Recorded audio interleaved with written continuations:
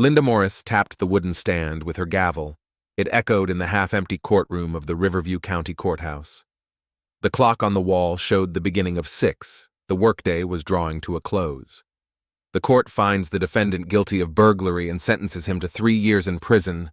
Linda took off her thin-rimmed glasses and rubbed the bridge of her nose tiredly. This court is adjourned. Ashley Gardner, sitting at the clerk's desk, lowered her eyes. After 3 months on the bench, she knew her stepmother never commuted sentences. A 30-year-old man with sunken cheeks, accused of stealing tools from a garage, lowered his head as he was led out of the courtroom. His hands were covered in machine grease, just like Ashley's father's. "Are we done for the day?" Linda walked over to Ashley's desk, gathering papers into a leather folder. Her dark brown hair was gathered into a tight bun, and her face showed no trace of makeup. Yes, this was the last meeting. Ashley closed her laptop and started gathering her things. 3 years for a tool kit? Isn't that a little excessive? Linda froze for a moment, then continued to gather her papers. He's already had 2 suspended convictions. That's a repeat offender. The law is the law, she said in a tone that brooked no objection. Do you have something personal to say about this case? Ashley shrugged. Just a thought: 3 years for a drill and a set of screwdrivers. In that time, he could lose his family, his job, everything he's got. Linda slowly zipped up the folder. That's why you're the secretary and I'm the judge, she said, her voice softening slightly. You let your emotions influence your judgment. By the way, don't forget the case reports for the week. I need them by 10 tomorrow. I'm already on it, Ashley said dryly, tucking a strand of blonde hair behind her ear. I'll be ready by tomorrow. Linda nodded and headed for the exit, her heels clicking on the marble floor. A deputy walked by, nodding to both women. As Linda disappeared behind the door, Ashley leaned back against her desk with a sigh. Working at the courthouse will help you understand the system, her father had said when he had convinced her to take the job after she had to drop out of college because of debt. Now Ashley was really starting to understand the system, and her stepmother. By the time Ashley got home, it was already dark. The Gardner house, a 1-story brick house on the outskirts of Riverview, glowed with warm lights. Her father's car was in the driveway, which meant he'd already returned from the machine shop. Ashley found him in the kitchen, heating something in a pot. Hi, Dad. She kissed his cheek, smelling of motor oil and cheap aftershave. How was your day, baby girl? Brian asked, stirring the tomato sauce. His face, weathered and with fine lines around his eyes, had gotten gaunt in the last year. He was 47, but he looked 55. A typical day at the courthouse. Linda sent the guy up for 3 years for stealing tools. Ashley started pulling plates out of the cupboard. That's what I heard from Joe, Brian nodded. He says it's his cousin.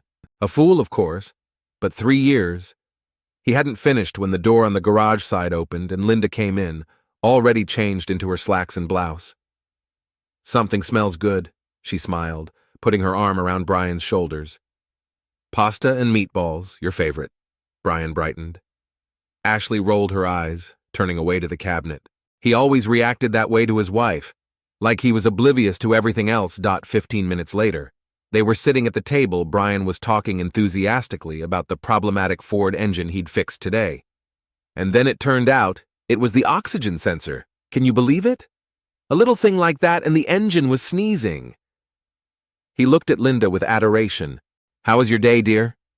The usual, Linda shrugged, sipping from her wine glass. I'm swamped with paperwork. Bosses are checking in. The new district attorney is meddling with everything. Yeah, they told me about him. Brian nodded. He's a hot guy. They say he's gunning for a congressman's seat. Hot? Linda smirked. He's in his 60s, and he looks more like a toad than a hot guy. Ashley grinned involuntarily. Linda seemed almost normal at times like this. How's work going for you, Ashley?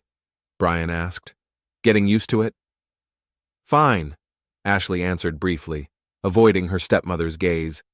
Lots of paperwork, just like Linda said. I'm so proud of both of you, Brian smiled, shifting his gaze from his daughter to his wife. My girls in court. Who would have thought it? My daughter and my wife are doing justice together.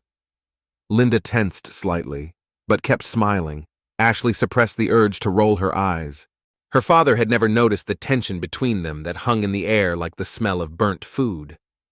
"By the way, I'm going to be late tomorrow," Linda said as she made more pasta. "Parole board, then a meeting with the prosecutor. I'll be back late." "It's okay, honey. Ashley and I can handle it." "Right, baby?" He winked at his daughter. Ashley nodded, noticing Linda cast a brief glance at her cell phone lying next to her plate. It was the third time she'd done that at dinner. It was past midnight when Ashley woke up thirsty. As she left her room, she heard Linda's quiet voice from the living room. Ashley froze, listening. "I can't talk right now," Linda whispered. "You know I can't." "No, look, it's too risky." A pause. Ashley peered cautiously around the corner. Linda was standing at the window with her back turned, phone pressed to her ear. "I understand, but this isn't the time or place." Linda sighed. "Yeah, I know. I miss you too. I'll be there tomorrow, I promise." Ashley quietly retreated back to her room, forgetting about the water. Linda and Brian had been married for 2 years now, and she had never noticed any problems between them.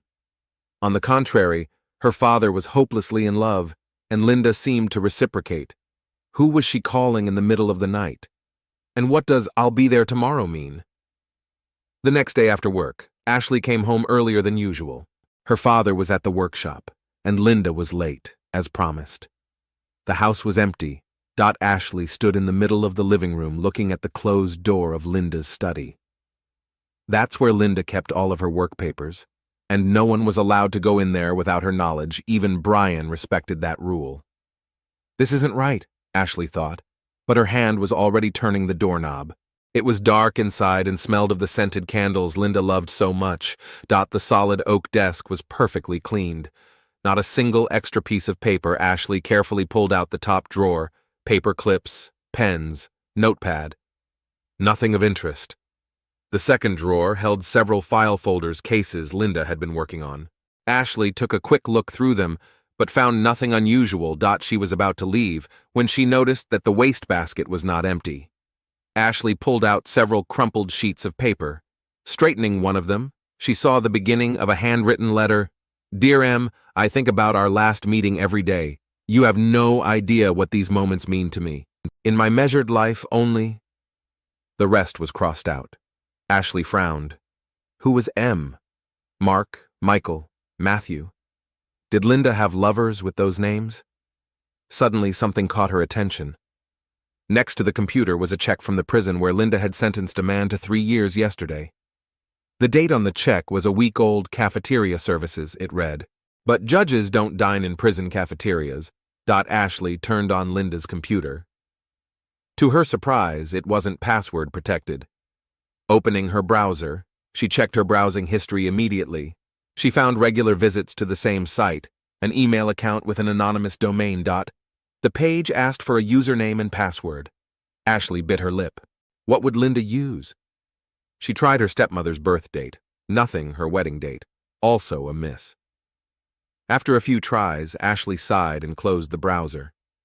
She was about to shut down her computer when she noticed a calculator icon on her desktop. Weird. Ashley clicked on it, and instead of a calculator, a password-protected notes program opened. Sneaky, Ashley thought to herself.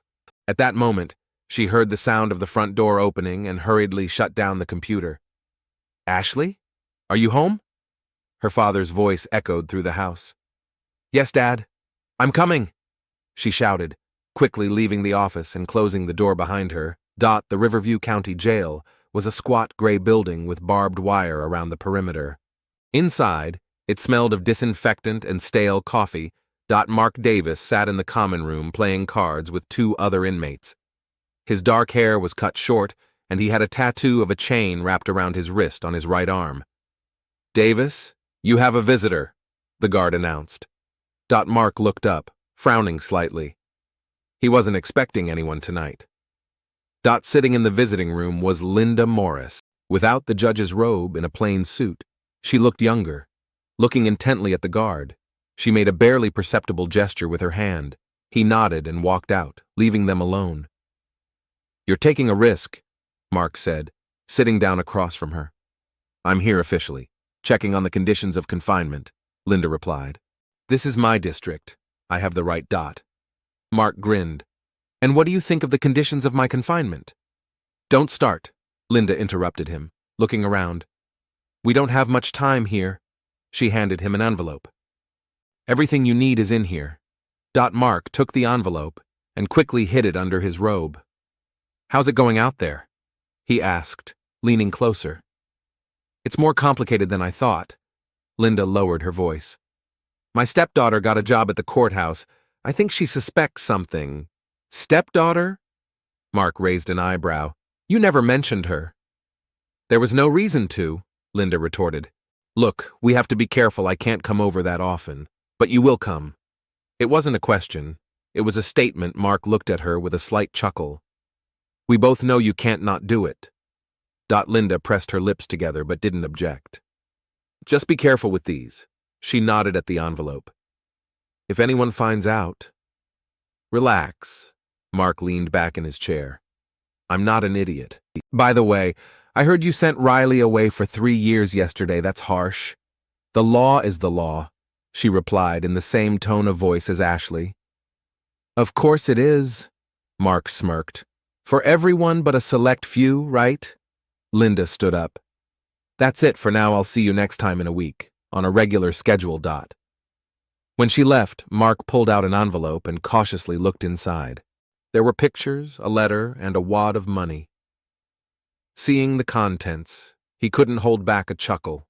Madam Judge, who would have thought it, he muttered, as he hid the envelope back. Ashley had been up all night. The crumpled letter addressed Dear M lay on her bedside table, and her mind was spinning with scraps of last night's findings, a strange check from the prison. A program disguised as a calculator. A late-night phone call. It all added up to a picture she refused to accept. In the morning, Ashley returned to Linda's office while she showered. Turning on the computer, she tried again to guess the password to the hidden program. After trying several combinations, she remembered a scrap of yesterday's email, M. What if it wasn't the person's name, but something else? With trembling fingers, she typed, Mark, the name of the very same prisoner Linda had sentenced to 5 years 2 years ago. Mark Davis, an auto mechanic who stole cars. The program opened inside was a message log that looked like email correspondence. Ashley ran her eyes over the dates, all the emails for the last year, regularly, almost every week. She started reading from the earliest one. M. I know this is crazy. I shouldn't be doing this, but I can't stop thinking about you after today's meeting. It's like your eyes see right through me. No one has looked at me like that since... Ashley moved on to later messages. Next week's meeting is confirmed. Try not to say too much in front of the guards. Mallory looked too suspicious last time. I'll bring what you asked for. The money has been transferred to your sister's account as agreed. I hope she doesn't ask too many questions. Don't you dare blackmail me. You have no proof, and I have all the leverage I need to make your stay there unbearable. Ashley covered her mouth with her hand. Linda wasn't just corresponding with the prisoner. She was wiring him money, met with him in person, maybe even succumbed to blackmail. The bathroom door opened, and Ashley barely had time to close the program and shut down the computer. Her hands shook as she slipped out of the office. All the way to the courthouse, Ashley's thoughts swirled around what she had seen. She'd never been particularly close to Linda, but she'd previously respected her for her integrity, for her dedication to the law. The woman whose correspondence she'd read was different, deceitful, vulnerable, risking everything for a secret liaison. What had happened between them at that court hearing 2 years ago? How could Linda, who so despises lawbreakers, have crossed the line herself? The courtroom was quiet. The first hearing was starting in an hour, and Ashley decided to look through old case files to find information on Mark Davis. Flipping through the electronic archive, she found his case file. Stealing and selling stolen cars, aggravating circumstances, previous misdemeanor convictions. Nothing unusual. Mark's photo showed a man in his 30s with dark hair and a tenacious gaze. Not handsome, but there was something attractive about him. A confidence, a charisma, readable even in a prison photo. The door opened, and Linda entered the courtroom, already in her robe. Following her, the guards were leading a group of prisoners. Another parole, hearing Ashley, lowered her eyes and pretended to be busy with her work. "Morning, Ashley," Linda said in a casual tone as she walked by. "Are the reports ready?" "On your desk," Ashley answered without lifting her head. Fear and disgust lodged in her throat. How would she look Linda in the eye after what she'd learned? The session began. The guards brought in the first prisoner, an elderly man convicted of tax fraud. Ashley barely listened to what the prosecutor and defense attorney were saying. Her attention was fixed on Linda Stately, stern, unwavering. Who would have suspected her of having a secret affair with a criminal? Maybe Ashley was wrong. Maybe she was imagining things. 2 hours later, the last group of prisoners were brought in. Mark Davis was among them. Ashley tensed as he stood before the judge. His case wasn't being tried. He was here for another reason. "Prisoner Davis has been called as a witness in the Rodriguez case," the prosecutor announced. Linda nodded slightly, and Ashley caught the gesture. The look she gave Mark was almost imperceptible. Professional. Indifferent. But Ashley saw what the others didn't. The subtle movement of her fingers as Linda adjusted the ring. Mark's reaction was equally unremarkable. A brief nod, his gaze darting for a moment to the side door. The entire exchange lasted no more than a second. After the meeting, one of the escorts approached Ashley's desk. "Here are the additional documents for the Rodriguez case," he said, placing a folder in front of her. "The judge asked me to give it to you." Ashley took the folder. When she opened it, she found a note inside. "Meet me at 1500, visiting room B." It wasn't Linda's handwriting. Ashley glanced at her escort and saw him nod meaningfully. Mark had been making appointments for her using the judge's correspondence. How deep had all this gotten into the system? Who else was involved? Ashley felt a chill run down her spine. B.S. visiting room was in the far wing of the prison. Ashley nervously clutched the pass in her hand. Court clerks were allowed to visit prisoners for paperwork, but they usually worked with the guards right now. She was alone. The guard opened the door, and she saw Mark Davis sitting behind a metal desk. No handcuffs, which was odd. "Make sure we're not disturbed," Mark told the guard, and the guard, to Ashley's amazement, nodded and walked out. "Little Miss Ashley Gardner," Mark said as the door closed. His voice was low, husky, finally getting to know each other in person. "How do you know my name?" Ashley asked, trying to keep her voice from shaking. "Linda told me," he shrugged. "Well, not a lot, but enough to know she didn't like you." Ashley sat down in the chair across from him in confusion. Mark looked calm, almost relaxed, as if he were in a cafe instead of a prison. "I know about you and Linda," Ashley blurted out. "I've seen the correspondence." Mark, a smile widened. "Of course you did. Why else would you be here?" He leaned forward. "The question is, what are you going to do about it?" Ashley swallowed. "I haven't decided yet. Maybe tell my dad, or the police." Mark, SS chuckle echoed off the bare walls. "Of course it did. Tell Daddy that his lovely wife is sleeping with a convict. Or Sheriff Dawson, who, by the way, gets his share of our little deals." "What little deals?" Ashley felt her throat drying up. Mark leaned back in his chair and crossed his arms over his chest. A chain tattoo was visible on his wrist. A judge with access to seized property, to felons' bank accounts, to evidence that might go missing. "Why do you think I'm only here for 5 years and not 15? Ashley froze. What he was saying was worse than she'd imagined.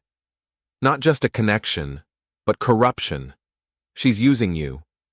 And I'm using her. Mark shrugged. It's all honest. You know what the funny thing is? She thinks she's in control. That as soon as I get out of here, we'll live happily ever after in Mexico somewhere. He laughed, but his eyes remained cold. Poor Linda, always such a proper girl. And now she was in over her head. Ashley was silent, trying to make sense of what she had heard. Mark looked at her curiously, as if studying her reaction. You have to realize that if everything is revealed, your father will be destroyed both psychologically and financially. A scandal with a district court judge is no joke. Linda goes to jail, and you and your dad will be left with shards of her reputation, no money, and a brand on your forehead Ashley thought about her father, about how much he loved Linda, about how proud he was that his daughter was working with his wife. Was Mark really right? Would choosing the truth only hurt her? I won't let this go on, she said quietly. I don't know how, but I will stop it. Mark, quote, as eyes narrowed. Brave girl. But stupid, he leaned closer. Do you know why Linda's been so nervous lately? Why she checks her phone every time? She's not afraid of you finding out about us. She's afraid you're gonna find out about the money, about where she gets the extra 30 grand every month that she spends on your nice family life. I don't believe you. That's up to you. But check your bank statements. See where the money came from for home improvements, for your dad's new car, for your college tuition from a couple years ago. Ashley got cold feet. 2 years ago, right before she dropped out of college because of debt, her father had suddenly found the money to pay for it. He'd said it was from the successful sale of a few cars, but I see you're beginning to understand. Mark leaned back. So run home, check Linda's paperwork. Just be careful, the judge doesn't like anyone prying into her business, especially nosy little stepdaughters. The sound of the door opening made Ashley flinch. A guard walked in. Time's up, he said. Ashley stood up on shaky legs. Mark looked at her one last time. Hi, Daddy, he said with a smirk. Ashley spent the rest of the day in a fog. Mark's words swirled around in her head, poisoning every thought. What if he was telling the truth? What if her father was an unwitting accomplice in a criminal scheme? In court, she worked mechanically, avoiding Linda. She didn't seem to be in the mood to talk either, having spent the entire morning in her office. When the workday was over, Ashley went straight home. Despite her co-worker's invitation to have coffee. At home, she walked straight to Linda's office. This time, she knew what to look for. In the bottom drawer of her desk was a banker's box of papers. Ashley squatted down and opened it. Inside were bank statements, neatly organized by date. Ashley began to look through them. Immediately, she found what Mark was talking about: monthly receipts of large sums labeled consulting services. No names, just an account number. The amounts ranged from $20,000 to $40,000, far more than the judge's official salary. Putting the statements aside, Ashley saw another envelope. It contained property papers, a small house on the coast of Mexico, in a town called Puerto Escondido. It wasn't registered to Linda, but to some Elizabeth Davis. Ashley went cold. Elizabeth was Linda's middle name. Davis is Mark's last name. The office door swung open. Linda stood in the doorway, staring in horror at the papers spread out. What are you doing? Her voice was quiet, but it was filled with rage. Ashley stood up slowly, clutching the deed to the house in her hands. So this is where you were going to run off with him? Mexico? Ashley felt nausea rising in her throat. All this time you've been lying to your father, taking bribes, helping criminals, and for what? A beach house with a felon? Linda closed the door and came closer. Her face went from pale to ashy. You don't understand, it's not that simple, she said quietly, squeezed. I'm confused, Mark. He's very persuasive. When it started, I just wanted to help, to soften the sentence. But then you decided the law wasn't for you, Ashley interrupted. What's the law? Linda suddenly snapped at her. A system that puts people in jail for 3 years for stealing screwdrivers and lets bankers who've stolen millions out on bail? I just stopped pretending. Ashley shook her head. I saw Mark today. He told me about the money, about your scheme. He's using you. Once he gets his, he'll dump you. Linda laughed, but there was no mirth in her laugh. He told you that? And you believed it? Mark would never... She paused, realizing something. You've been to him? You talked to him? Ashley nodded. And I'm going to tell my dad everything, and then to the police. This has got to stop. Linda stepped even closer. Now she was only a step away, and Ashley could see the tiny wrinkles around her eyes, the twitching pupils, the droplets of sweat on her upper lip. No, Linda said quietly. You won't. If it all comes out, your father will lose everything. Do you have any idea what it's like to be the wife of a corrupt judge, the husband of a corrupt judge? His business will go under. He'd be hounded. No one in this town will give him a hand. He needs to know the truth. The truth? Linda made a sound like a sob. You think he can handle the truth? 2 heart attacks in 3 years? Doctors warned me no stress. You want to kill him with your truth? Ashley froze. She knew about one heart attack, but her father hadn't told her about the other. Listen, Linda lowered her voice. I'm going to stop this, I promise. No more meetings with Mark, no more money. Everything I've got, I'll give it back, anonymous donations to orphanages. Anything, I'll stop. But don't tell your father, and especially not the police. Ashley looked at the woman in front of her. She looked scared, desperate, not at all like the Linda she knew. I don't believe you, Ashley said. You're not going to stop on your own. I'll give you until the weekend to tell your father yourself, or I will dot with those words. She threw the papers on the desk and walked out of the office. Her heart was pounding so hard that it felt like it was going to jump out of her chest. It was unbearable at home. Ashley grabbed her jacket and ran outside. The evening sky was already starting to darken. She pulled out her cell phone and dialed her friend Jenna's number. Hi, she said when Jenna answered. I need to talk to you, it's important. What's up? You sound weird. Not on the phone, can we meet? In an hour at Riverview Park. Sure, is everything okay? I don't know, Ashley answered honestly, but I'll know soon enough. I'll tell you when I see you. She headed toward the park, deciding to get there early so she could get her thoughts together. What would she tell Jenna? The whole truth? Part of the truth? And what if Linda was right about her father? What if the news really does kill him? The park was empty. Only the occasional jogger and dog owner met on the paths. Ashley sat on a bench by the pond and watched the ducks swimming lazily by the shore. The water was dark, almost black in the evening light. She thought of Mexico, of the house by the sea, about how Linda had planned to drop everything and run away there with Mark. Could she really love him? Or was it just an obsession? Insanity? Footsteps behind her made her turn around, but it wasn't Jenna. I thought you were smarter than that, Linda said. Stepping closer, Ashley jumped up from the bench. What are you doing here? How did you know where I was? You're not the only one who knows how to keep track. Linda stopped a few steps away. She was wearing the same clothes she had on at home, only she had thrown on a light cloak. I heard you talking to Jenna. Are you going to tell her? It's none of your business. Ashley took a step back. It is, if you're going to ruin my life. Linda took another step forward. I came here to ask you again, don't do this, for your father's sake, for yourself. Get away from me. Ashley felt a chill run down her spine. I'll scream. In an empty park? Linda looked around. Who would hear? Ashley turned and ran. Fear gave her speed, and her legs carried her down the dark alley. A footstep sounded behind her as Linda ran after her. Ashley turned off the path and into the grove, hoping to get away. Branches whipped at her face, and the ground was slippery with fallen leaves.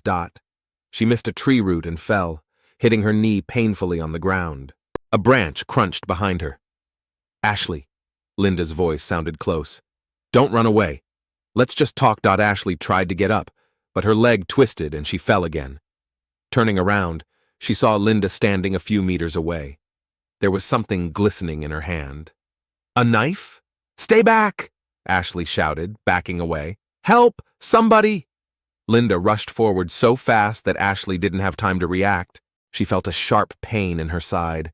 Then another Linda came at her with her whole body, clamping a hand over her mouth. I'm sorry, she whispered. But I can't let you ruin everything. Ashley tried to scream, but all that came out of her throat was a croak. Her eyes blurred. She felt warm wetness spreading down her shirt and realized it was her blood. The last thing she saw was Linda's face, pale, contorted with fear or rage. And then darkness fell. Detective Tom Wilson lifted the collar of his jacket, shielding himself from the morning chill. Riverview Park, fenced off by police tape, looked ominously empty. The dog catcher had found the body at dawn, and now the area around the crime scene was swarming with forensic investigators. Medical examiner Ray Donovan was squatting near the body, making notes in a clipboard. When he saw the approaching detective, he stood up. Female, 21 to 22 years old, multiple stab wounds to the abdomen and chest area, at least 4 stab wounds. Death occurred sometime between 8 o'clock and 10 o'clock p.m. Wilson crouched next to the body. A young woman lay on her back, staring blankly into the gray morning sky. Her blonde hair was strewn across the dew-damp ground. Her clothes were soaked with blood, already dried and darkened. "Who is she?" the detective asked. "Ashley Gardner," Ray answered. "Brian's daughter from the auto shop." Judge Morris's stepdaughter, Dot Wilson, felt a heaviness inside. He knew Brian, an honest worker, had repaired his Chevy a few times for a friendly price, and Judge Morris knew Judge Morris from work, a strict but fair woman. A few feet from the body, Wilson noticed something white among the fallen leaves bending over. He picked up a piece of paper with the watermark of the county jail. A few words could be made out. "Meet me. Don't tell her." It was an odd find. Why would a girl need a note from the jail? Brian answered the door after the second ring. He had a look of slight concern on his face. "Detective Wilson? What's going on? Can I come in, Brian? Is Linda home?" Linda Morris emerged from the back of the house, wiping her hands with a kitchen towel. She was wearing homemade slacks and a sweater, her hair gathered into a careless bun. "Brian, Linda." Wilson took a deep breath. "I'm sorry, but I have some bad news. Ashley's body was found in Riverview Park this morning." Brian froze, his face slowly losing color. Linda made a strange sound, not a sob, not a strangled shriek, and slumped into the nearest chair. How did this happen?" Linda's voice trembled. "Murder. Presumably stab wounds." Brian leaned heavily on the couch, covering his face with his hands. Linda sat motionless, her fingers frantically crumpling the towel. "When was the last time you saw her?" Wilson asked, pulling out a notebook. "Yesterday afternoon," Linda answered. "She came home from work, and then she went somewhere else. I thought it was to a friend's house. We had a fight," Brian added. "It was nothing serious. She wanted to borrow my car to go to her friend's house, but I wouldn't let her." "What about you, Linda?" Wilson gave the judge a hard look. "I was at work, late parole board. When I got back, Brian was already asleep, and Ashley wasn't home. Looking around Ashley's room, Wilson found a day planner with a few odd notes. Check L's schedule. Call bank about L's account. Note from M. The last entry was dated yesterday afternoon. Meeting D at the park, 20000. "D is Jenna?" Wilson asked, showing the tape to Linda. "Maybe." She shrugged. "I don't know all her friends. Who are L and M? I have no idea." Linda looked puzzled. "Maybe co-workers?" Jenna Collins lived in an apartment building on the outskirts of Riverview. A young woman with short red hair answered the door, her eyes red with tears. "I already heard," she said, as she let the detective into the apartment. "Is it true? Was she murdered?" "Unfortunately, yes." Wilson sat down across from her. "When was the last time you saw her?" "Yesterday she called."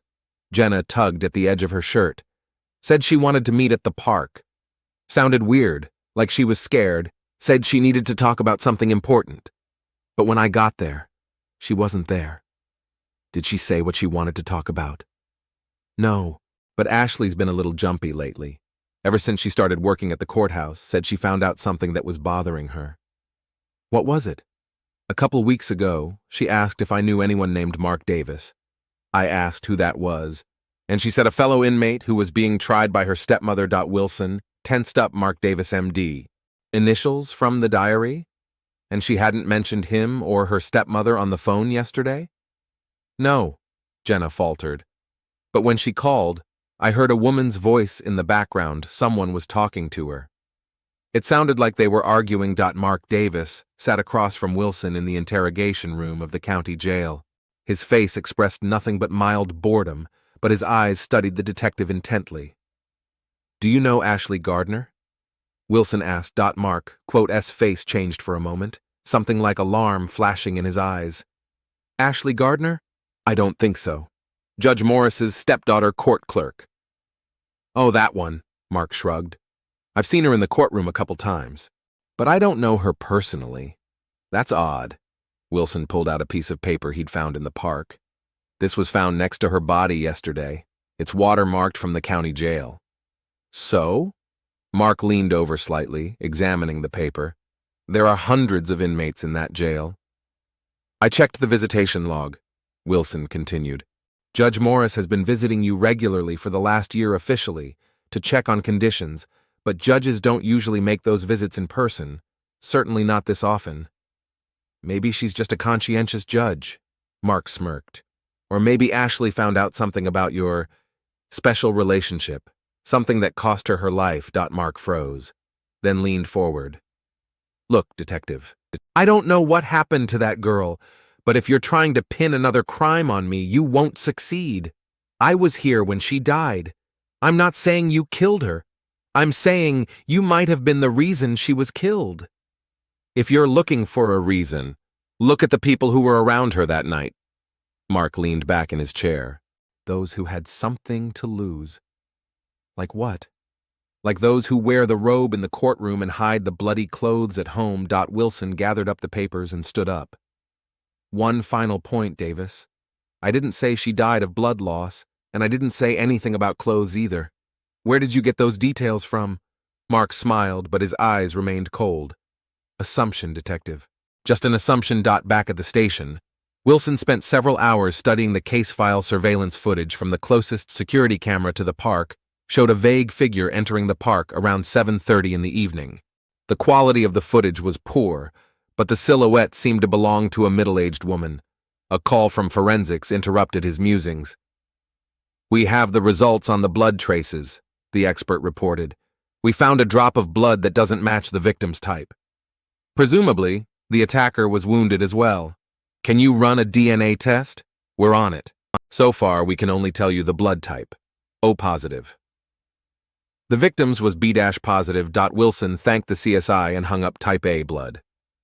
A lot of people have that type, but it was another clue. He looked at the photos of Ashley's body again. One of them showed the edge of a jacket sleeve.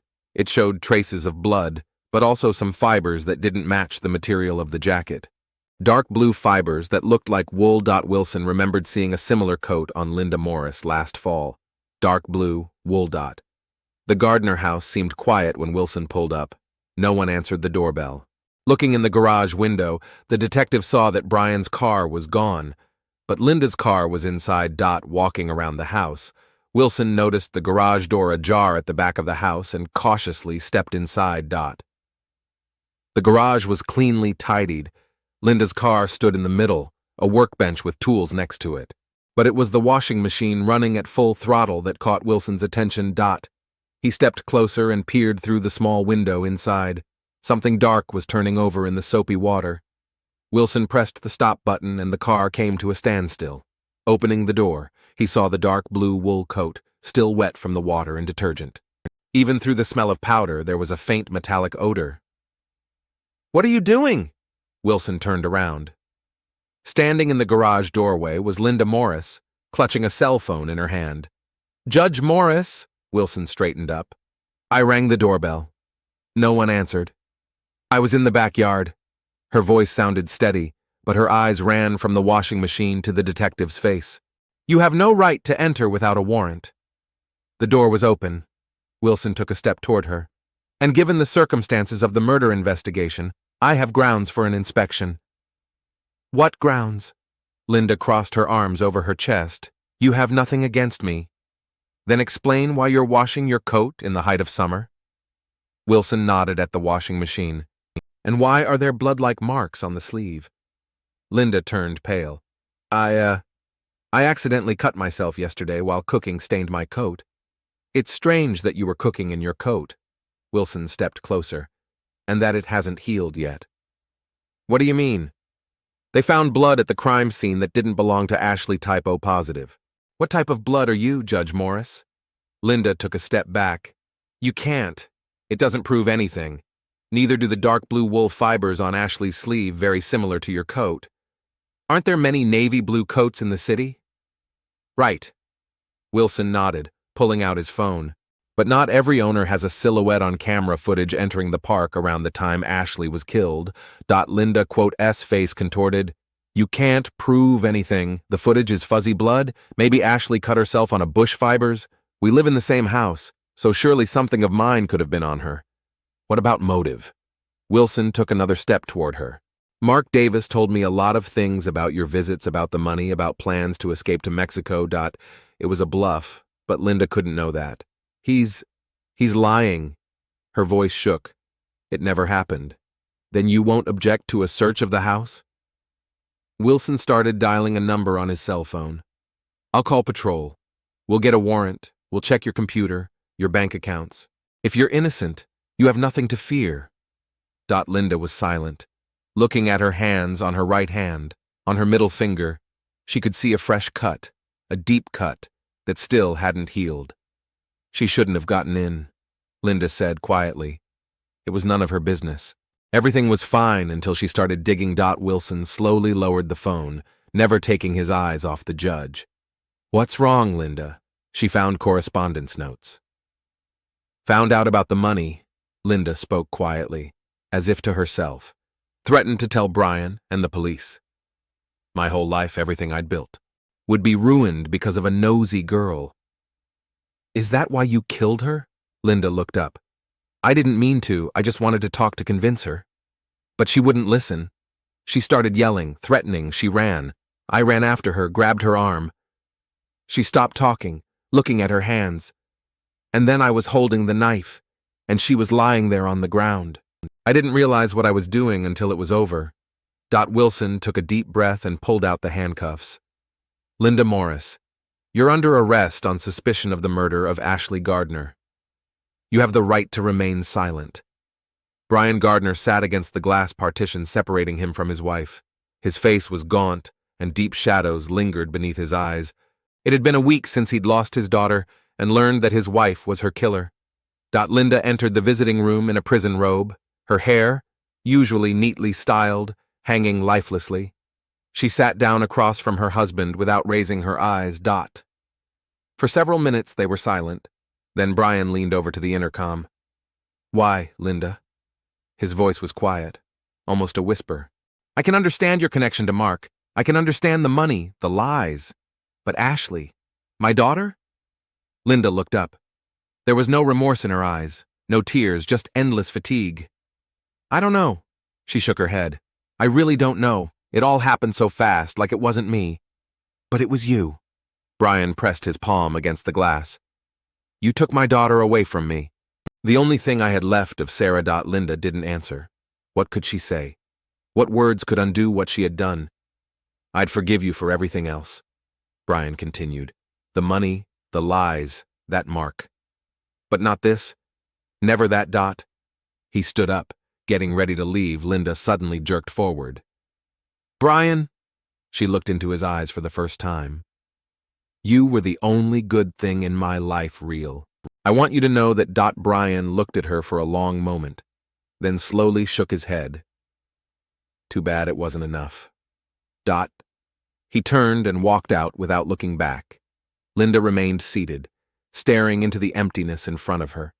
She realized she would never see him again, nor the house they shared, nor the sun setting over the horizon of the small town of Riverview.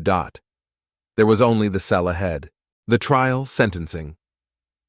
Ironically, she would now find herself on the other side of her judge's pulpit. The guard knocked on the door. Time, he said. Linda nodded and stood up. Outside, the jingling of keys, the voices of the prisoners, the footsteps of the warders could be heard. Life went on in its inexorable rhythm. For everyone except Ashley, and for her, the woman who had once served justice and was now the object of it, the fine line between judge and criminal was too thin.